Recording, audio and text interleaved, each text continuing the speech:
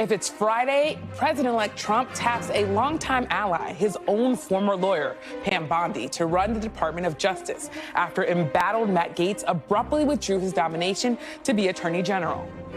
Plus, Trump's hush money sentencing now delayed indefinitely as lawyers for the incoming president push to get the criminal conviction thrown out 2 months before he's set to take office. And the son of a pro-democracy activist in Hong Kong speaks out on his family's fight for freedom as his father stands trial in a case with sweeping implications.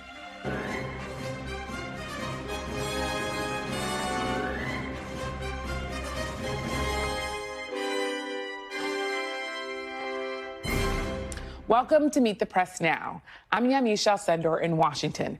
President-elect Trump is aiming to move on quickly from his first failed cabinet pick. Just hours after Matt Gaetz withdrew his name from nomination from consideration for Attorney General, Trump tapped former Florida Attorney General Pam Bondi, another longtime Trump ally and loyalist, to lead the Department of Justice as Trump seeks to remake it in his own image.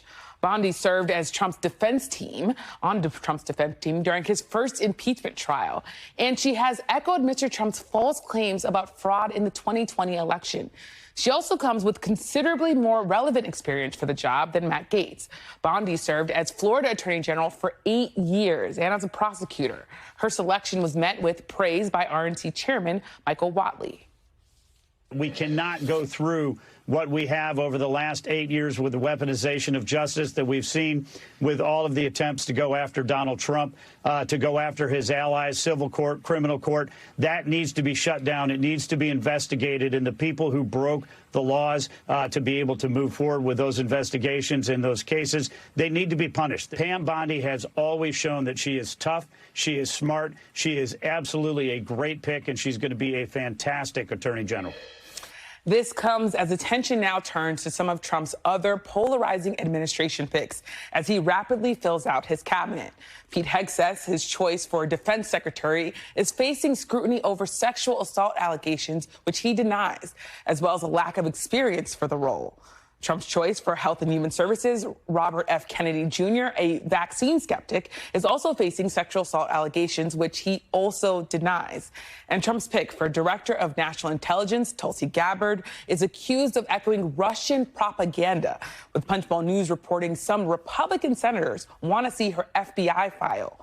All of these vetting issues are playing out in the open after the picks have been named. Here's Trump ally, Senator Kevin Cramer. If they don't want to vet more, or if they want to take a chance on these, that's up to them. Our job will be to vet. If they don't, we will. If they do, we will. Donald Trump has always liked a rather public vetting process. As you might recall, in his first term, there were times when he had cabinet secretaries on the opposite side of an issue, debating it in the public sphere. I think Donald Trump processes that way, quite honestly, and that's fine if it works for him. Meanwhile, more than 2 weeks after Mr. Trump's victory, his team still has not signed the official government agreements that allow the transition process to formally begin. That lack of agreement limits the Biden administration's ability to provide security clearances and background screenings, including the Mr. Trump's cabinet picks. Here's White House Press Secretary Karine Jean-Pierre yesterday. The Trump-Vance transition team has not yet entered into the agreements with the White House and the General Service Administration. We certainly are stressing that the White House and the administration stand ready to provide assistance and that access to services and information certainly outlined in the GSA and the White House Memorandum of Agreement, those MOUs. So those conversations continue, and we want this to go smoothly, and that's what we're trying to get to. And joining me now is our NBC News team covering all this news. Aaron Gilchrist has the latest on the Trump transition from West Palm Beach, Florida. Ryan Riley is tracking the DOJ reaction to Trump's newest attorney general pick. And Ryan Nobles has the latest from Capitol Hill. So, Aaron, I want to start with you. You're there in Florida as the Trump team has quickly changed course on their AG pick. So tell us a little bit about Pam Bondi and what we know about her long relationship with Trump and sort of her views, how they align with him.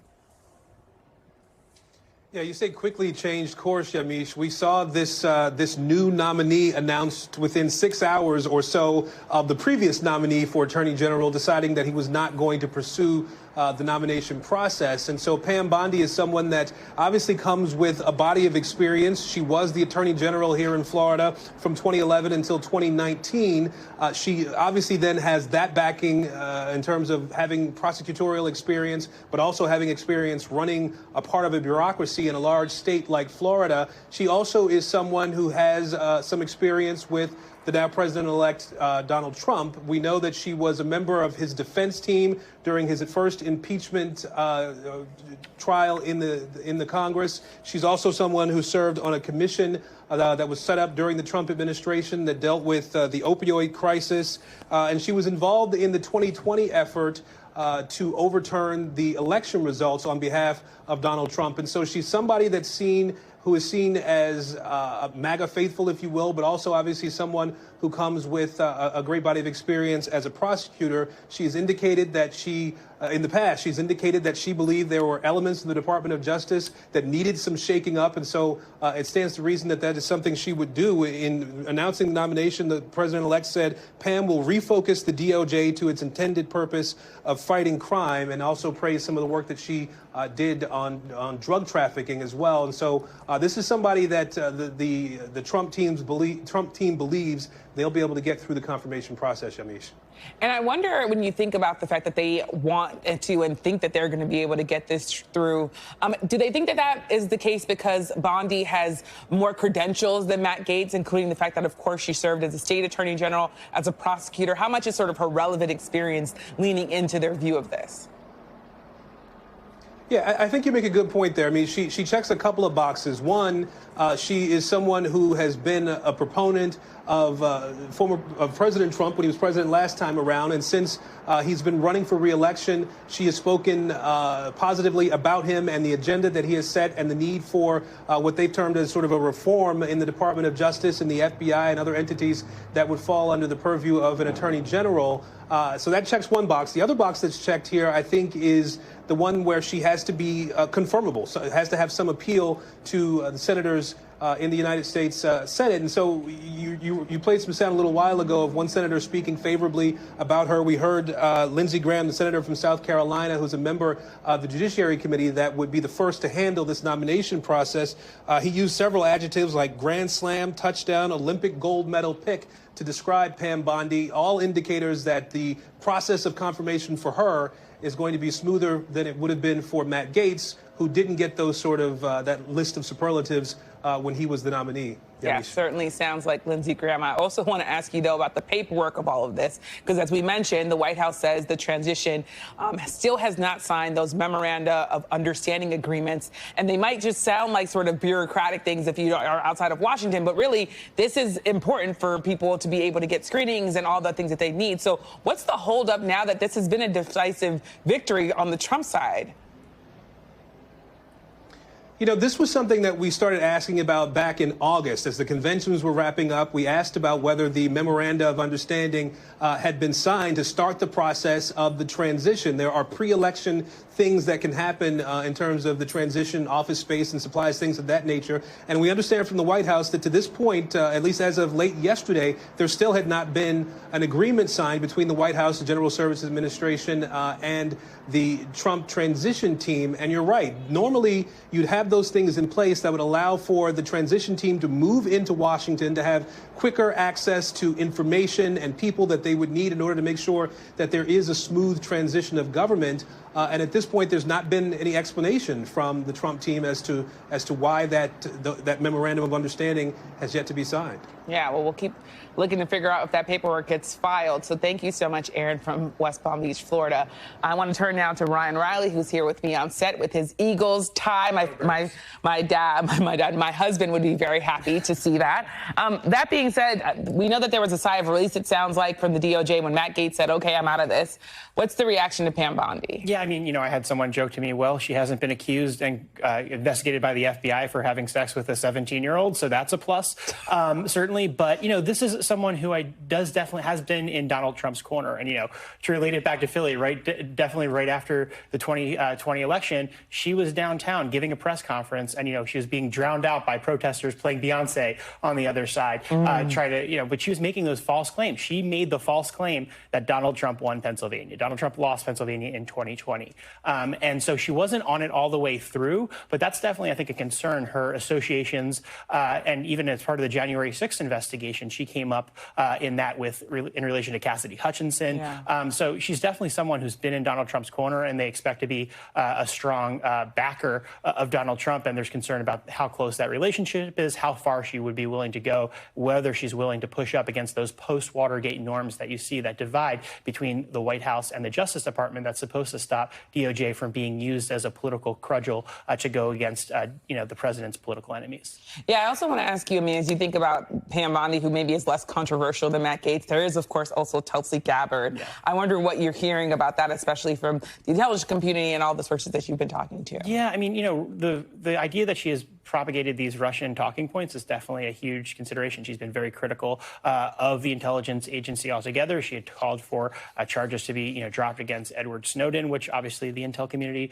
was not a fan of that. So it's going to be something that's controversial. And I think, now there's indications that senators are asking more questions and want to know more information, what's in her FBI file. So this unusual process that the Trump administration has of trying to cut the FBI out of this background process altogether, I think is definitely a concern for folks, because it's like, what aren't you going to learn? What aren't you going to know? And going through that process actually does protect the White House and the president in some ways, because there's no surprises. They know sort of a decent chunk of the skeletons, at least. So there are reasons why that process is in place, and them not going through it is going to leave them vulnerable, I think, to things that they don't know. Yeah. Well, thank you so much for coming on set, and I will ask you for the link to that site later so I can get maybe a surprise Christmas gift from my husband. We'll see. Go Birds.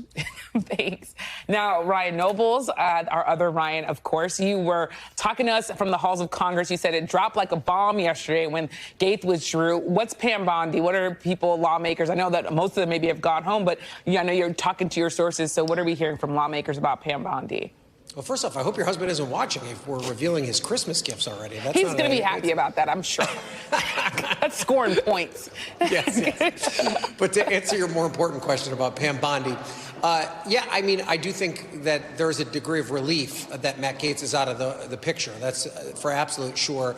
And I do think that Pam Bondi has a much greater chance of being confirmed for a variety of reasons, many of which you've already gone over on your program, specifically the fact that she actually is a prosecuting attorney, someone that's been in a courtroom, served as the attorney general of one of the biggest states in the country. That gives her a leg up from the experience perspective that somebody like Matt Gaetz didn't have. That's not to say that this is going to be complete smooth sailing. There are some question marks about Pam Bondi that I think are going to be brought up, particularly in a confirmation hearing. You could see Democrats pressing her about her role in the Stop the Steal effort and her defense of Donald Trump's claims that he won the election that he actually lost. I don't know if that loses her any votes, but keep in mind she can only lose 3 Republican votes and still win confirmation as Attorney General. So that's still an issue that she's going to have to deal with. But I don't think there's any doubt that she has a much clearer path to confirmation than Matt Gaetz ever had. Yeah. And speaking of Matt Gaetz, there is, of course, we're now hearing from him for the first time since he withdrew his name for consideration for AG. I wonder what he's saying about his job prospects and even his future in the Trump administration and the Trump world. Well, the first thing we have to say about Matt Gaetz is that he's completely unpredictable. You just do not know what his next move could possibly be. And the internet was running wild yesterday with the possibility that he may actually look to seat himself in the next Congress because he did win election to that seat. And even though he resigned his current seat, that next seat could possibly still be open, even though he had forecasted to the governor and relayed to the governor of Florida that he intended not to be seated. Well, Gaetz put that speculation to bed during an interview today with Charlie Kirk. Take a listen.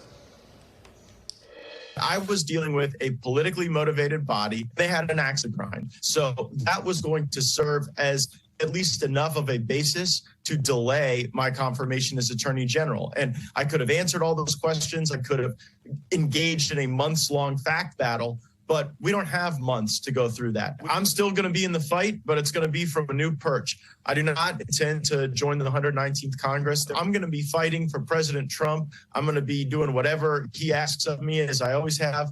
But I think that 8 years is probably enough time in the United States Congress.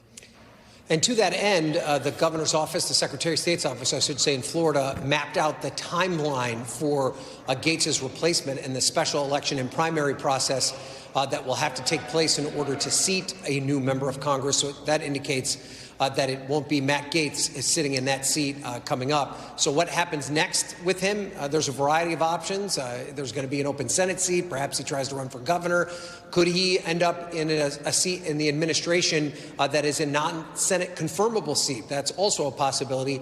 There's also the possibility that he just tries to broaden his podcast empire, Yamiche, and just become a conservative internet commentator, which could be the most lucrative of the options he has on the table. So the one thing I know for sure is that we haven't heard the last of Matt Gaetz. Certainly, and it would not be surprising if he became a content creator, so we'll look out for that. Thank you so much, Ryan. And coming up with the House GOP's majority on knife's edge, I'll talk to a Republican congressman who won a narrow victory in a district also won by Vice President Harris about his party's priorities and its problems. Plus, President Biden condemns the International Criminal Court for issuing arrest warrants for Israeli Prime Minister Benjamin Netanyahu and one of his former top deputies. That's ahead. You're watching Meet the Press now.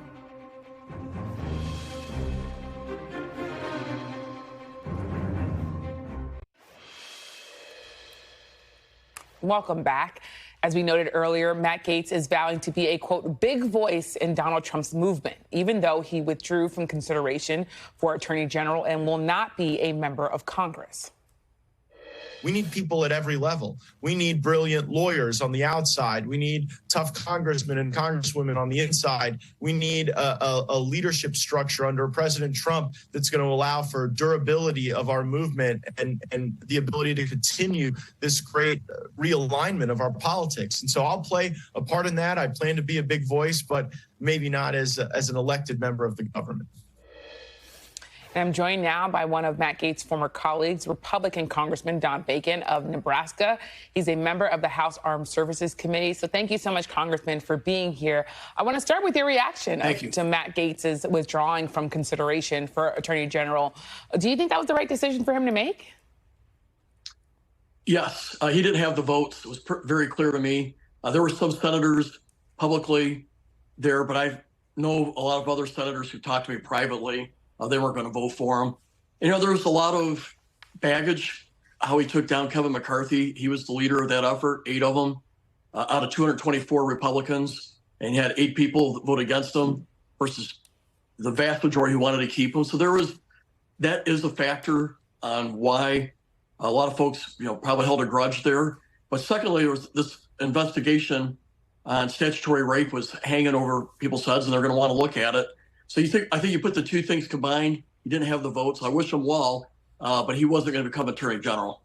Yeah. Well, as you talk about that investigation that was hanging over everything, Matt Gaetz may no longer be running for Attorney General, but the House ethics report on him remains private. I asked Democratic Congressman Glenn Ivey, a member of the House Ethics Committee, about whether it should be made public. Take a listen to what he told me.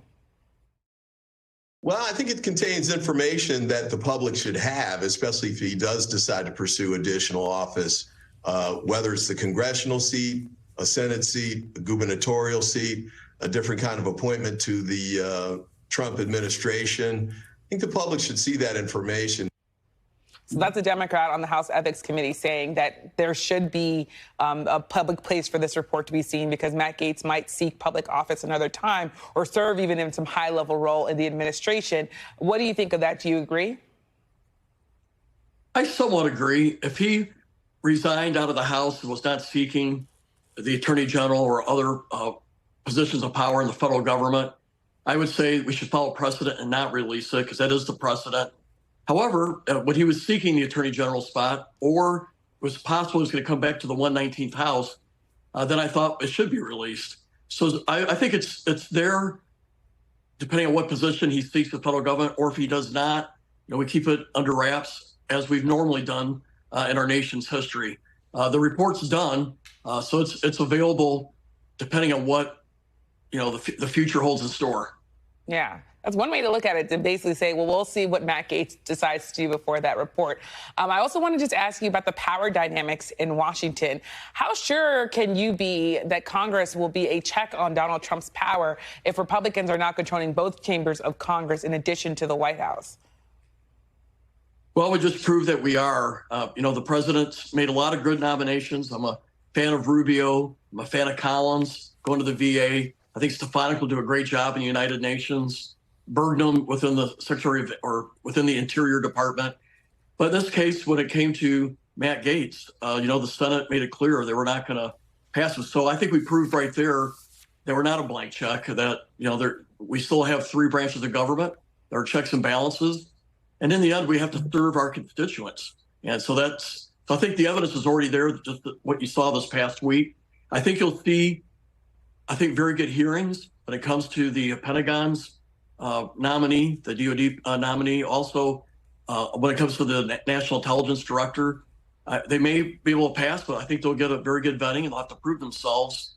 So anyway, with the narrow majorities, I believe that both the House and the Senate will do what's right. We'll probably make sure we'll keep things within balance, and that it won't be a rubber stamp for the executive branch. Well, you bring up, of course, Pete Hegseth, who is someone that has, of course, been put up to be the defense secretary. Do you think he could work as the Pentagon chief?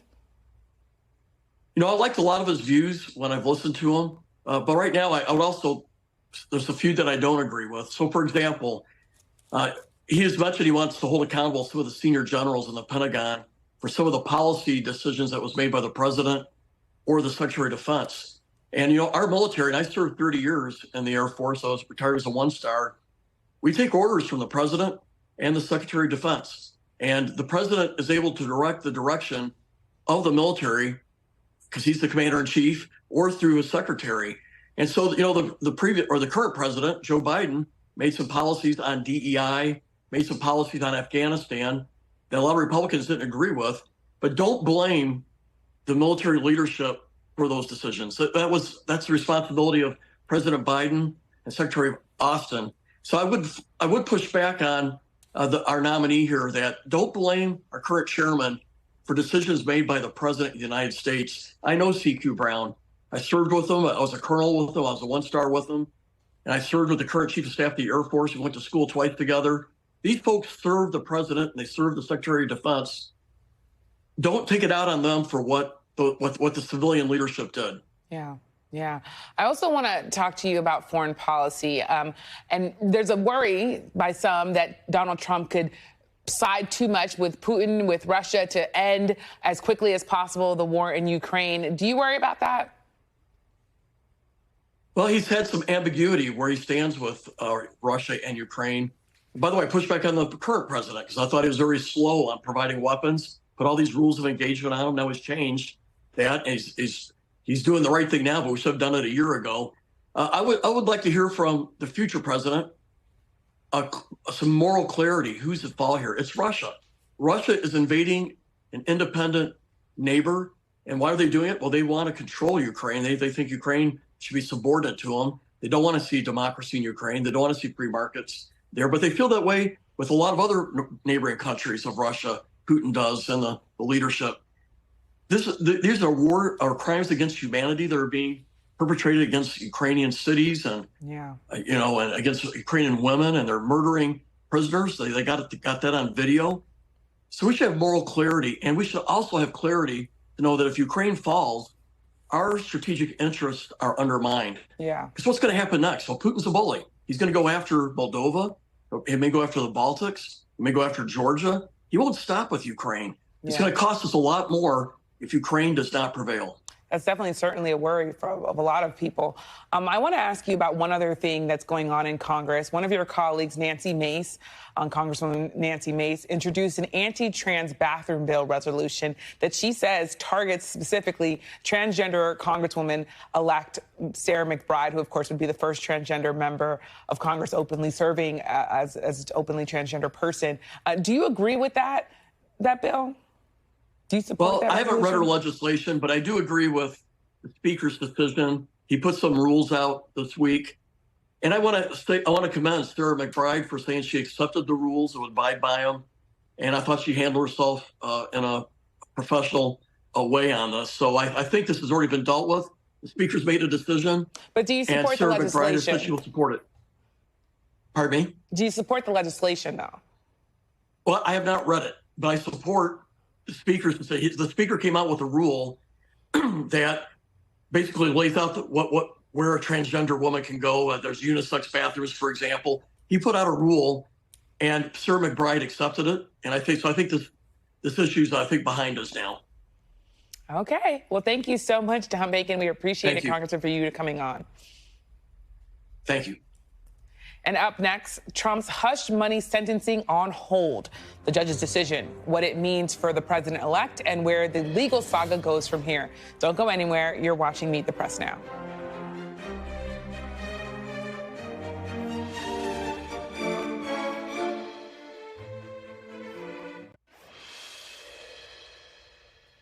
Welcome back. Today, a Manhattan judge made it official. Donald Trump will not be sentenced for his hush money trial conviction, at least not for now.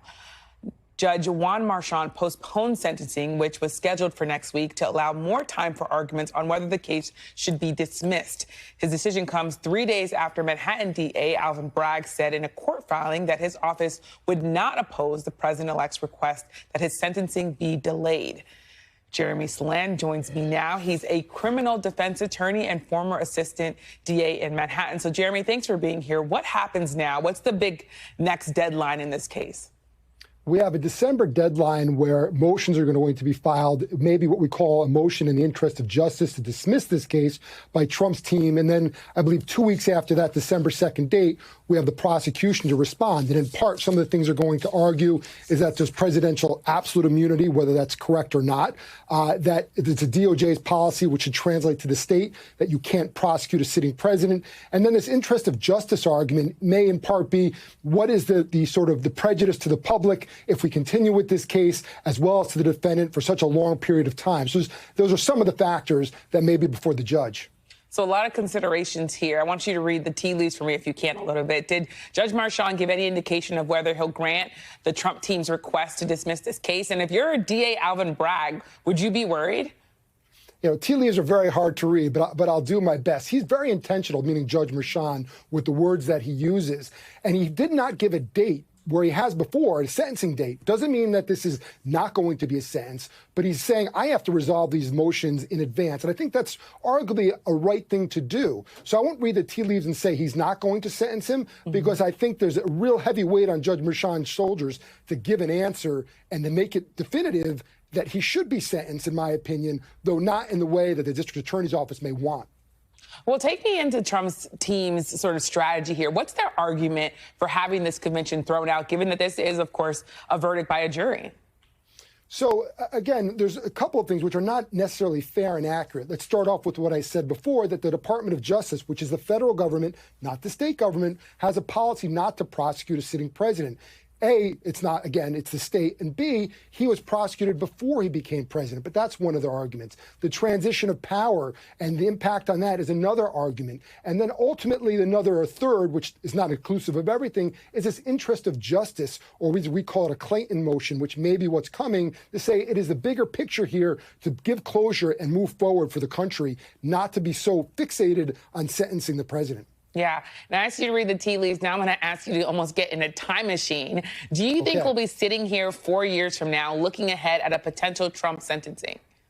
You know, when we spoke, I think earlier last week or this week, I said it would be a real injustice to do that. And I stand by that.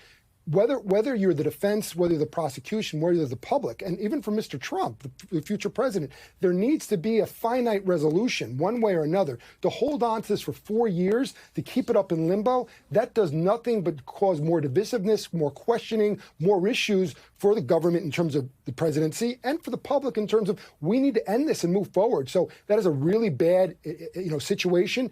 We can't wait that long. I think that would be a terrible decision. Yeah, well, thank you so much, Jeremy, for all your smart analysis on this Friday.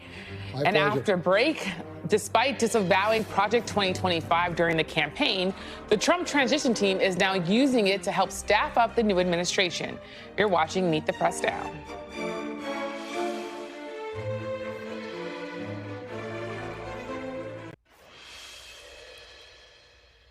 Welcome back. After distancing himself and disavowing Project 2025 as a candidate, President-elect Donald Trump's team is now turning to the conservative transition plan and policy blueprint to staff up his next administration. According to a person familiar with the transition, Trump officials are using the project's extensive personnel database to help fill some of the more than 4,000 political appointee jobs. This comes as 3 of the project's listed contributors, Tom Homan, Brendan Carr, and John Ratcliffe, have been tapped for top Trump administration roles. Joining me now is the panel. Daniela Diaz is congressional reporter at Politico. Jen Psaki is former Biden White House press secretary and host of Inside with Jen Psaki on MSNBC. And Lance Trover is a Republican strategist and former spokesperson for the Doug Burgum presidential campaign. So thank you all for being here. So, Daniela, I want to start with you. We saw candidate Trump distance himself from Project 2025, but it's surprising now to see him sort of go back to that personnel, go back to the people who were, by the way, his allies before they wrote Project 2025. I think you just said the key detail is that a lot of these people were involved in his first administration. And so it shouldn't be a surprise that he's tapping a lot of these folks to continue in his second administration. Also considering that even Russ Vought is someone that he wants in his administration to run OMB, the Office of Management and Budget. And that is someone who is a key architect for Project 2025. Something to keep in mind, though, is that this is just going to continue to add fuel to the fire because Democrats have used this, the fact that his former allies have created Project 2025 or are campaigning on that, and we will continue to hear from Democrats as a way to try to win back the House in 2 years, win the administration again in 4 years. They're not going to let this go. So, Jen, Democrats are not going to let this go, but obviously, Donald Trump was able to get reelected with, I was at all the rallies where Vice President Harris was saying, can you believe they wrote this stuff down? Well, people did believe it, but they voted for Donald Trump anyway. So could this backfire on Republicans, or is this kind of baked in and voters voted for this? I think there's a difference between a 900-page plan being on a website and seeing what is used and implemented from it. And we don't know yet. I mean, the personnel from it that are being used, we'll see what they use from it as they're implementing policies. One of the things that's sort of interesting, and I'm going to butcher his first name, I think it's Roger Severino. Am I getting this right? Danielle's going to know. Yes, thank you. Right. Thank you both for the panel. Check.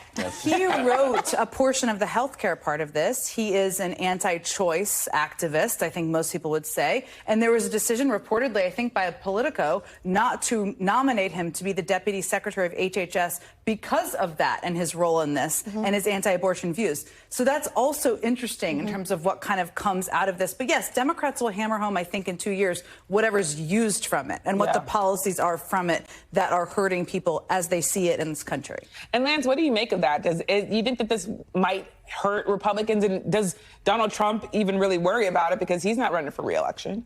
No, I mean, to me, it's a failed talking point from the Harris campaign, as you just noted. And I think this is more of an inside the Beltway fascination with people. I don't know of any voter out there that's they're saying, oh, no, not Project 2025 to hire people. I mean, you staffed up an administration. Things change. When you win, you do have to. They've got 4,000 or 5,000 people they need to put into an administration. So they're using a database. Who cares? I mean, in my lifetime, certainly, I've never seen a presidential candidate who telegraphed exactly what he wanted to do. And I think that the only person that's going to be making these decisions are Donald Trump. And you're right, we're going to have to see what happens. But he was pretty explicit on the campaign trail about where he was going to go, whether it was tax cuts or whether it was on the border or whether it's upending anything here in Washington. That he was very clear about where he's going to go. So I think this Project 2025... to me, no one's besides us here in the Beltway really concerned about it right now. I don't know that it's like the talk. I don't think it's the talking point in 2 years. I think it's like things like mass deportation, which is in Project 2025. But he talked about that. And he did talk about that. But those are things that, you know, will be applicable in 2 years. We'll see. Yeah. I want to also turn, of course, to the other big story, which is Matt Gaetz withdrawing his name from consideration to be AG. Daniela, I wonder what you think is next for him. He's saying that he's going to be a big voice in Trump world. What might that look like? We wondered for a full 24 hours whether he might actually return to Capitol Hill on January 3rd and reclaim his seat that he won. But he said this morning he has no intention of doing that, and he plans to be a big voice in MAGA world. I mean, I could see a scenario where he's advising Trump, as he has been for the last, I don't know how many, 8 years now, behind the scenes. He of course, was not successful in becoming Attorney General. Very interesting, though, that it happened in just 8 days that he took his name. We were talking earlier about this, that it happened so quickly. But there's no way that Matt Gaetz goes away. We also know that he, of course, has flirted with the idea of running for governor. DeSantis is done in 2 years. Yeah. He's term limited, so that could be a scenario we see. We do know, though, that he will not be tapped to replace Marco Rubio in the Senate. That is definitely not going to happen, but he's not going away. Yeah. Lance, I wonder, do you think now that Matt Gaetz has withdrawn and that's sort of publicly played out the way it is, that it makes it easier for the president-elect's other nominees to go through? Or do you think that this is a sign that Senate Republicans are saying, hey, don't give us sort of anybody because we're not going to just be a rubber stamp? Well, I said all along it was going to be interesting if he made it to committee because, look, these are public votes that they have to take. And so taking on Donald Trump, I mean, yeah, they got one. I'm guessing they're not going to get too many more. So, look, I think there's an interesting aspect of this that I saw it play out from the Trump operation. I think 8 years ago, we were talking about this back there. I think 8 years ago, there might have been a big fight over this. I think it shows you the change in the internal operations over there that, look, they don't have a lot of time for drama. They want to hit the ground running on January 20th. And so if you're going to create a lot of distractions for them, they're going to move on pretty quick. And I think that was politically astute of them. I think from that point, they should be commended. I think it tells you something different, not conflicting necessarily, but I ran the confirmations team for the Biden-Harris team, and every presidential transition has done it a similar way, Republican or Democratic, which is there's a major vetting process that involves hours. It's like a colonoscopy. Anybody would tell you who's been through it. Hours of interviews, legal analysis, and FBI background checks so that you know what you're talking about. Now presidents can still decide, okay, we know this, but I still want to move forward. Yeah. That's not what they've done. And what we've seen with people like Pete Hegseth and people like Tulsi Gabbard is that because of reporting, which is so important right now, there's tons of things that we're all learning that the Trump team didn't know. So, I'm not an expert on Republican senators and where their heads are at, but I will tell you that it seems like we're going to learn more about some of these nominees, and that may change the course of whether they get through or not. But Danielle, do you think how much does that really matter if you think some of the problems that some of these cabinet picks have, Donald Trump himself had and was able to push through? Now, of course, it doesn't mean because obviously Matt Gaetz is no longer the AG nominee, but I wonder what you think does it matter really that this vetting process is happening publicly? I think it matters in the sake of, is there going to be time and energy wasted with these nominees, which is, I think, what happened with Matt Gaetz this week, that he realized, and maybe someone in, we're still learning exactly what happened behind the scenes, but it was very clear that he was going to waste a lot of time and energy by staying as the nominee and then having to go through more stories from Politico. I was the one reporting about this on the ethics committee report that was probably inevitably going to be released, and then having to go through probably very popular confirmation hearing that everyone would tune into. So it's just a matter of, these other controversial nominees, are they going to experience the same sort of pressure from the media, from Democrats on some of their scandals? Yeah, and I want to ask you specifically about the sexual misconduct allegations. I wonder if you think if others don't get the same level of scrutiny that Matt Gaetz got with his situation, do you think that shows that maybe it was bigger than just the allegations, that Matt Gaetz had a sort of unique situation, mainly that he had pissed off maybe a lot of Senate Republicans, and that's also what was playing into this? I mean, in the end, it really just depends on where these Senate Republicans are. It's their decision. There's a lot of private conversation. I mean, Matt Gaetz was on the Hill all week. Yeah. He was behind closed doors with a lot of Senate Republicans, and I'm sure that a lot of them were very honestly advising him on what this was going to look like. It's really a decision with the nominee of whether they want to go through that publicly, and Hegseth already got a taste of that. He was on the Hill earlier this week getting questions from reporters about his sexual assault allegations, and he was clearly nervous. This is what it's going to continue to be like when they receive that pressure from the media. It's always personal. I mean, there's always an element of personal, right? Yeah. I mean, Neera Tanden was not unqualified to be the OMB director, but there weren't enough Republicans who felt like voting for her, so she wasn't. Some of it is personal, and also some of it is scandal-ridden, which is what we're dealing with now. Last couple seconds, Lance. Well, that's why we have a process in place. They're all going to go before a committee. They're going to get the tough questions and hopefully move on to the Senate. We'll see. Yeah. Well, thank you so much, Daniela, Jen, and Lance, for coming here on this Friday. And we've got an update now on the Senate race where the final 2024 race has now been decided. Republican Dave McCormick has won the Senate race in Pennsylvania after the Democratic incumbent Bob Casey conceded late yesterday. McCormick won by about 16,000 votes, a margin so slim it triggered an automatic recount. That recount has now been stopped following Casey's concession. McCormick's victory gives Republicans a 53-seat majority. The Democrats have 47 seats when you count the two Senate seats, the two Senate independents who caucus with the Democrats. So that is what is going on in that chamber. So still to come, after being held for years in jail in Hong Kong, a pro-democracy activist takes the stand in his own defense. His son joins me next to discuss his father's story and its wide-ranging impact. You're watching Meet the Press now.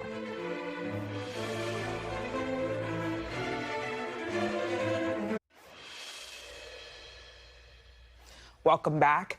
Yesterday, the International Criminal Court issued arrest warrants for Israeli Prime Minister Benjamin Netanyahu, his former defense minister, as well as Hamas's military chief over alleged war crimes.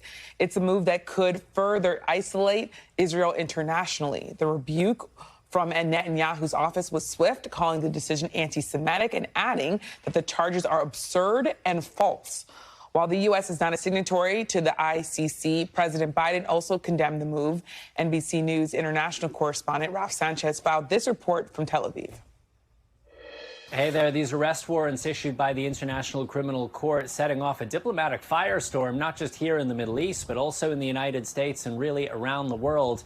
You've seen the White House united with the incoming Trump administration in their rejection of the decision by the ICC to issue these warrants, not just for Netanyahu, but also for Israel's former defense minister, Yoav Gallant, accusing both of them of using starvation as a weapon of war by deliberately blocking humanitarian aid to Palestinian civilians in Gaza, allegations that they deny. President Biden is calling these warrants outrageous, saying that they draw false equivalency between the democratically elected leadership of Israel and Hamas, and the incoming Trump administration threatening to impose sanctions on the criminal court when it takes power in January. You're hearing similar language coming from the incoming Republican Senate Majority Leader, John Thune.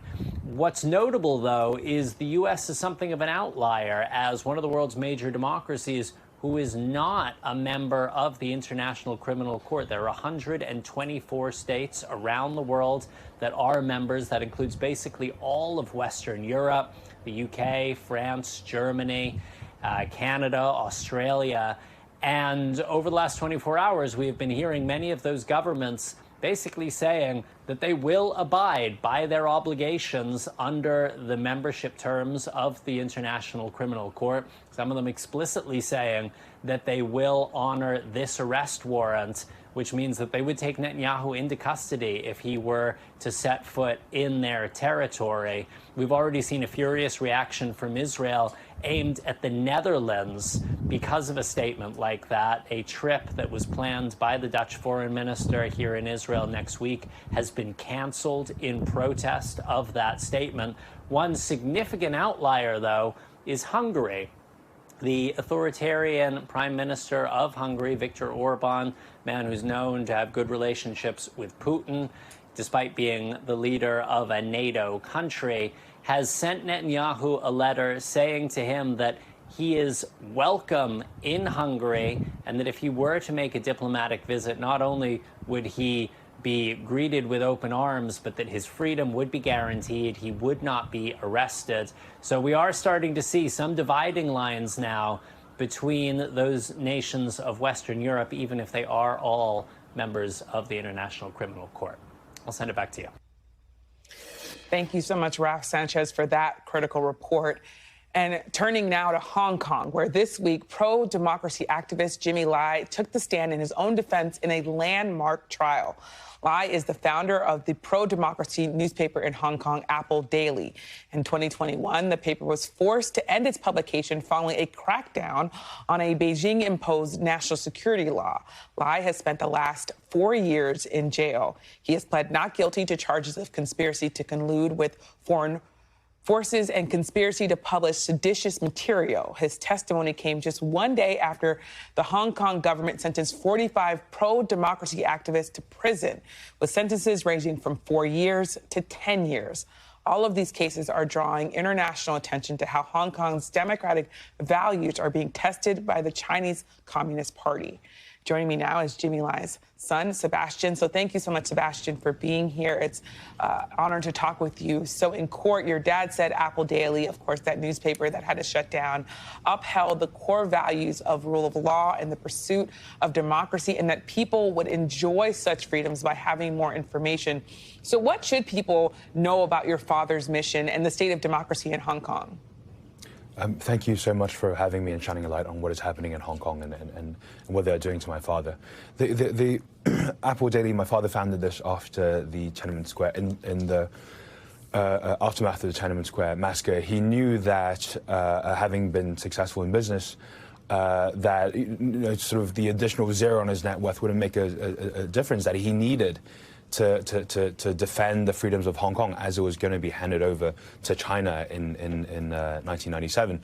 So he founded Apple Daily with the idea that a source of information, a source of truth, that wasn't afraid to criticize the government, wasn't afraid to criticize the tycoons or organized crime. With that information, the people of Hong Kong would have choice, and with choice, freedom. So in the next 30 years, that's what they did, and it wasn't an easy road. His house has been firebombed. He's had death threats.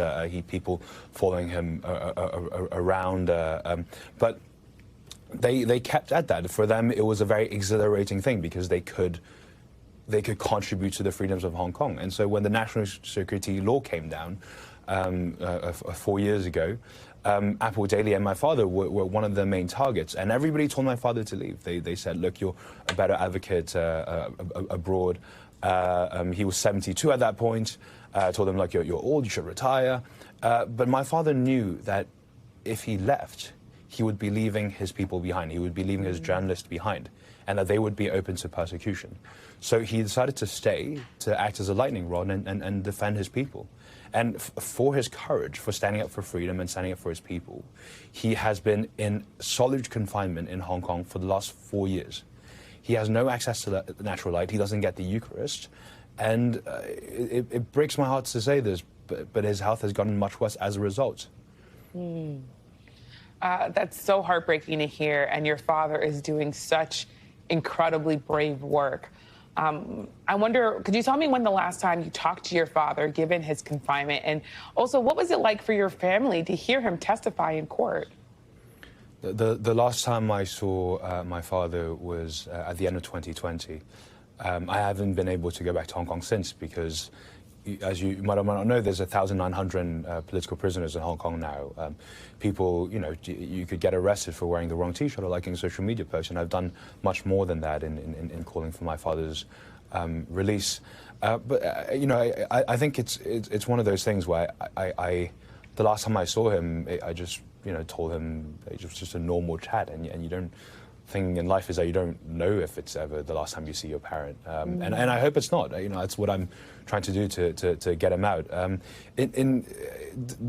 His testimony over the last few days has been very strong. He's reinstated what Apple Daily and he has fought for the last 30 years for freedom, peacefully advocating for freedom through journalism. But it was bittersweet because obviously his health has gotten much worse. Yeah. The aim of solitary confinement is to break you, is to keep you in a little cell and tell you that you did all of this for nothing, that nobody cares about you, and that you're going to die alone. And this is what it is going to be for the rest of your life. Yeah. And though his body seems to have,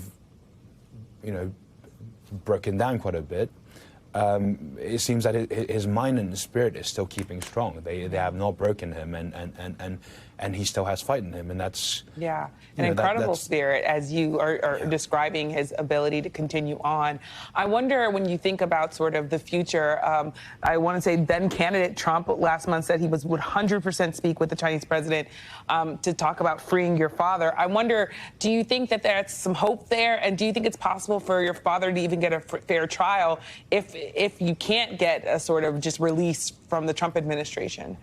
In so there's no chance of a fair trial. The UN Working Group on Arbitrary Detention issued a very strong ruling saying that not only should he be released immediately, that this trial should not be ongoing, and that he should have never been arrested in the first place. We're incredibly grateful for President Trump, President-elect Trump, to say that he will free my father, help free my father, and 100% he will be able to do it. Yeah. Because again, his health is deteriorating, and it's about freeing him, but it's about saving his life. At this point, if we keep going down that road, he will unfortunately die in prison. Yeah.